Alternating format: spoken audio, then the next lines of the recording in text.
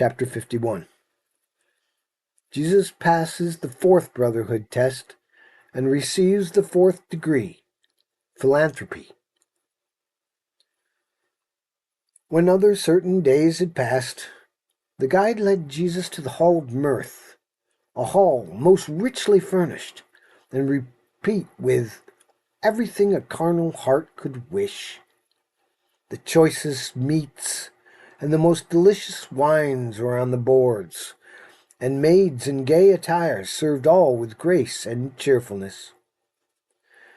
And men and women richly clad were there, and they were wild with joy, and sipped from every cup of mirth. And Jesus watched the happy throng in silence for a time. And then a man in garb of sage came up and said, "Most happy is the man who, like the bee, can gather sweets from every flower. The wise man is the one who seeks for pleasure and can find it everywhere.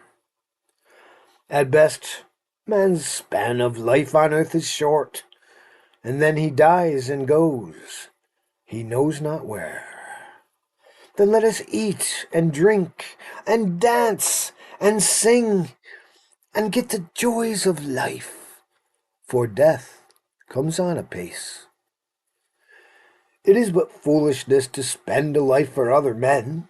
Behold, all die and lie together in the grave, where none can show and none can show forth gratitude." But Jesus answered not. Upon the tinselled guests in all their rounds of mirth, he gazed in silent thought. And then, among the guests, he saw a man whose clothes were coarse, who showed in face and hands and lines of toil and want. The giddy throng found pleasure in abusing him. They jostled him against the wall and laughed at his discomfiture. And then a poor frail woman came, who carried in her face and form the marks of sin and shame. And without mercy she was spit upon and jeered and driven from the hall. And then a little child, with timid ways and hungry mien, came in and asked for just a morsel of their food. But she was driven out, uncared for and unloved. And still the merry dance went on. And when the pleasure-seekers urged Jesus to join them in their mirth, he said, "How could I seek for pleasure for myself while others are in want? How can you think that while the children cry for bread, while those in haunts of sin call out for sympathy and love, that I can fill myself to full with the good things of life? I tell you, nay, we all are kin, each one a part of the great human heart.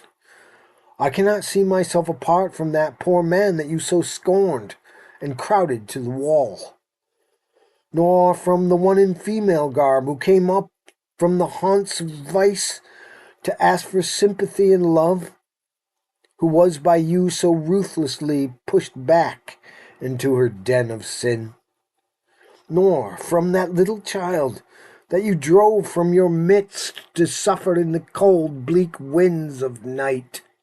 I tell you, men, what you have done to these, my kindred, you have done to me. You have insulted me in your own home. I cannot stay.